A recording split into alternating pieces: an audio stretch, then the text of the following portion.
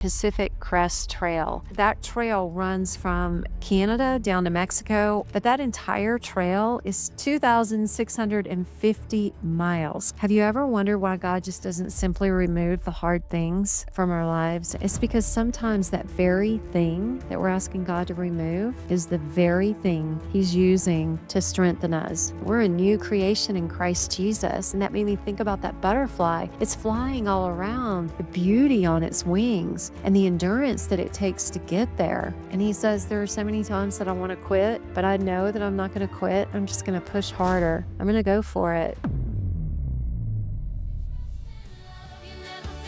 You're listening to Build It Messy, the podcast for women who are ready to stop waiting until they have it all together and start building the life that's been calling their name. I'm your host, Kimberly A. I'd like to welcome you each week as we have honest conversations about faith, family, forgotten dreams, and the courage it takes to go after what God planted in you long before life got loud. Because here's what I know to be true. The most beautiful things, they don't start clean. They start messy. So let's get into it.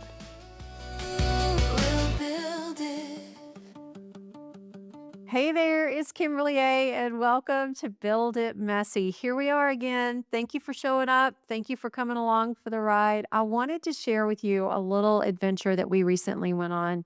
Our niece Kelly was visiting us, and we decided that we would do a really great hike while she was here. So we drove up to the Carson Pass, parked our truck, and set out pretty early in the morning because it gets hotter during the day, and we just wanted to beat the heat. We were hiking up to this area called Showers Lake. So Showers Lake sits at the very top of this mountain, and it's just gorgeous up there. And but the trek up there is majestic. Fields and fields of wildflowers, beautiful views. You could see the lake, you could see all the different cliffs and rock cliffs and everything. It's just absolutely gorgeous. These wildflowers, even at some points of the trail, came up to our shoulders. And the butterflies, oh my goodness, the butterflies were just in full swing. We've had quite a migration of butterflies recently, but we finally made it up to the lake. It was nice and cool, beautiful alpine lake. And I just finished eating our lunch and packing up to hike back out. And this girl walks up with this huge backpack. I was just amazed. I'm getting goosebumps even talking about it because just seeing her with that big backpack on her back, I knew that she was a PCTer. So that stands for Pacific Crest Trail. That trail runs from Canada down to Mexico, or you can start in Mexico and go up to Canada. But that entire trail is 2,650 miles. Can you believe that? And we got to talking to her and ask her how far she had come. 1,100 miles. Y'all, that is 1,100 miles on foot in the backcountry. Now, she has this backpack on that has her tent and food and everything in it. And she sets up tent wherever she feels like setting up tent, and she'll sleep in the backcountry, get up and do the hiking all over again. I couldn't believe it. I mean, they meet people along the way on the trail, but still, she's out there by herself and she's this beautiful 20 something. Oh, I was just amazed. Well, we started to walk off and head back down, and I turned around and I said, "Hey, Wink." Her trail name is Wink. I said, "Hey, Wink, you know what? If you want a hot shower and a meal, just call me. Here's our phone number. We'll be happy to meet you wherever you are. We are just 12 miles this way." Well, she was walking the other way, but we knew that eventually she would end up close to where we live. Anyway, we walked back down the trail, and I was thinking about just how beautiful the trail was, just taking it all in. And I got to thinking even more about her and how she endured 1,100 miles. That takes a lot of endurance. It takes a lot of mental capacity, I think. Just a lot of endurance. So my mind started going on this whole endurance thing. I started looking at the butterflies as they're flying around, and I was thinking about those butterflies. Like, these were all caterpillars at one point in time. And then they went into their little cocoon. And do you know that when a butterfly emerges from the cocoon, that effort of pushing through the small opening in the cocoon is what actually helps the force that forces the fluid into their wings. That is, I don't know. I just started thinking about all this kind of stuff. If someone were to cut that cocoon open to make that process easier, the butterfly might emerge, but its wings would not develop properly and it would likely never fly. I just think I was thinking about that. Like the struggle is really part of God's design. And it just parallels so much with our lives and what we want to push through and the struggle that we want to accept or the struggle that we want to go through. Have you ever wondered why God just doesn't simply remove the hard things from our lives and why he doesn't just like pop open that cocoon? It's because sometimes that very thing that we're asking God to remove is the very thing he's using to strengthen us. So, speaking of strength, I was just thinking about all this stuff as we're hiking back down and looking around. We got back in our car, and I started thinking about all of the friends of mine that are endurance runners and just different scriptures that dealt with endurance. Like, I came home and started looking in my Bible. I'm like, oh, what are some of these verses? Some of them, Hebrews 12, 1 through 3. Let us run with endurance the race marked out for us, fixing your eyes on Jesus. That passage to me, it just connects that endurance and keeping our focus on Christ and how hard that could be in everyday life. It really can be. Or what could be even harder is what Paul talks about in Philippians 3:12 through 14, where he says, forgetting what lies behind and straining toward what is ahead, he said, I press on toward the goal. And as I thought about that PCTer, she has the goal of finishing in Canada. It's not going to be till maybe October, but her goal is to persevere and cross that finish line. And what lies behind, when Paul is saying, forget what lies behind, that's forgetting successes and hardships. I mean, goodness, can you imagine? Paul used to persecute Christians and now he's sharing the gospel with Christians. That could torment him in his mind of remembering of his former self and who he was. We're new creation. We're a new creation in Christ Jesus. And that made me think about that butterfly. It's a new creation. It's flying all around, the beauty on its wings and the endurance that it takes to get there. In everything that we're doing, we have to have endurance. So I set out on this little quest and I started thinking about a couple of people that I know that are big runners. And so I reached out to my friend Sarah, who I knew had finished recently a marathon. I just asked her, I said, hey, Sarah, what are some of your most memorable milestones of running your marathon? And then if you could tell me, what are some of your obstacles? I loved her answer and I wanted to share it. And I got permission to share it. I wanted to share her answer with y'all. She said, well, the most memorable is definitely finishing my first full marathon. But the other thing that's most memorable to her is the 21.2-mile long run 3 weeks before the marathon. She said that is to date still my favorite run. My friend and I met at 3 a.m. to run. All right, think about that. She did a big run to prepare for the run that she was doing, and a friend met her. There's a lot there, a life lesson there. For the obstacles, honestly, she says every single race that I sign up for, I get nauseously nervous before it even starts.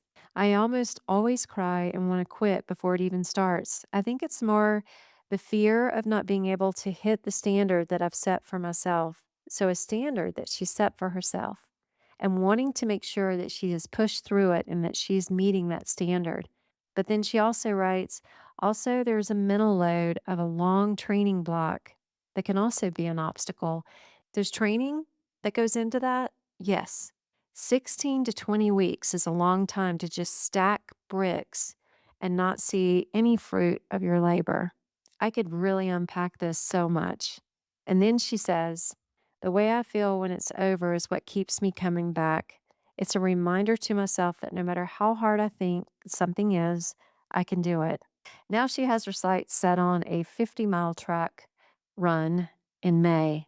She says, ask me after that run and I'll tell you. I'm like, okay, Sarah, I'll ask you about that run. Good luck and I'll be cheering you on all the way. And then I have another friend, Megan, who is a triathlon.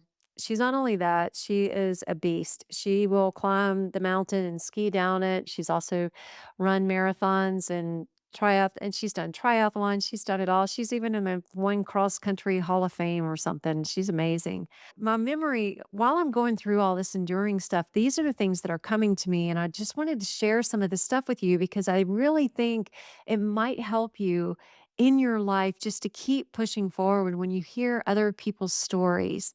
So, Megan, on this one particular race, the boys and I went out to watch her. It was a triathlon. She had just gotten out of the water when we got there, and she wasn't all up in the front, in the standings and everything. She went out for her bike ride. She came back, and there had been already a lot of people that had come back and transitioned from bike to run. And my boys even said, I think it was Luke said, "Oh, mom, Miss Megan's a little behind for her run." And I said, "Oh, oh, no." I said, "You wait. You wait." She took off. She passed one runner. She passed another. And as far as we could see, she was still just going for it. I looked at all the boys and I said, "You know what? Mark my words. She will be the first to cross that finish line." And sure enough, we were standing right there cheering her on. And who crosses the finish line but my sweet friend Megan? Never stops. And then I got to thinking about our son Luke, that's about to run his very first marathon. So I called him and I said, "Hey, Luke, what are some of the milestones that you've had with your journey of training for this marathon? You won't believe it, almost parallels with Sarah's." He said, "Well, I've had to really get used to the overarching theme for me is being okay with being in pain." And he says, "There are so many times that I want to quit, but I know that I'm not going to quit. I'm just going to push harder. I'm going to go for it." And he said, "As a result, I've really gotten better." Way to go, Luke. That's just pure grit. I'm so proud of you. I'm so proud of him. And then one of the other things I asked him, what are some of the other things that have stood out to you? And he said, "Oh, by far, it was doing my training run, the 20-mile looper thing that you're supposed to do before the marathon that he ran with his friend recently." He said that was by far one of the most fun runs that I've had. Long run, preparing for what's coming with his friend. "And what's your driving force, Luke? Why are you doing this?" He said, "Because I want to prove to myself that I can." Similar to what Sarah said after she finished her race, it was that's what she keeps coming back for because she knows that she can do it. So here we are in life and we're running this race and we know that we can do it. And what are some of the lessons that we've learned along the way? That we definitely need to keep our eyes focused on the prize, which is Christ Jesus. We need to keep running that race of endurance and practicing our faith on a daily basis. We talk about that so much, and that translates into so many other things in our life. If you think about it, the way we work, the way I was thinking about this when I was reading Sarah's text about the stacking when she said, "But also the mental load of a long training block can be an obstacle too." I mean, you're putting in 16 to 20 weeks, she says, is a long time to just stack bricks and not see the fruit of your labor. I think about parenting there. I think about how often do we feel like as parents, and especially when they're younger and growing up, we're just stacking bricks and we're not seeing immediately the fruit of our labor. But we keep pressing into what God has for our lives and what He has for our children.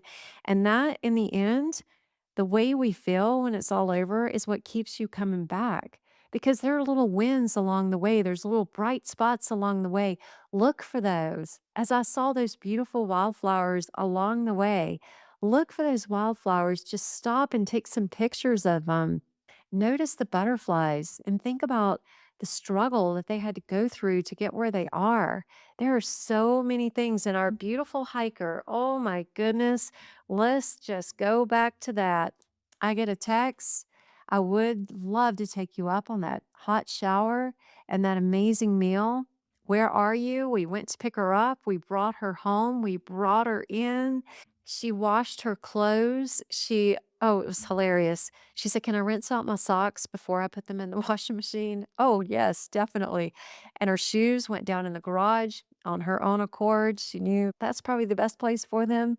Anyway, she washed her clothes, all of a few sets of whatever she had a great meal, slept in a very comfortable bed, and we took her out the next morning and she got all of her little errands run that she needed to get run. And I took her to meet all of her friends, Teapot, Willow, Sasquatch. All of them had these cool names. And when I waved goodbye to her, I thought, oh man, Lord, please protect her along the way. And I pray that she saw a little bit of Jesus while she was in her home. Isn't that what it's all about? It's running that race, the people we meet along the way, and enduring, and knowing that there is a prize on the other end. Oh, I felt like you just came through story hours today, but I hope that some of what I shared today will help you persevere, endure, and keep going. And I'll see you next week. Hey, if today's episode hit home, I'd love for you to share it with a woman in your life who really needs to hear it. And also leave a review. If this podcast is becoming a part of your journey, it sure means the world to us, and it will help us reach more women who are ready to build. If you're feeling that pull, that quiet voice saying, it's time, I want to invite you to take this next step. There's a link in the show notes to book a 30-minute discovery call with me. Just come as you are. We'll figure out the rest together. So until next time, start messy, stay faithful, and keep building. I'm Kimberly A. This is Build It Messy, and I'll see you next week.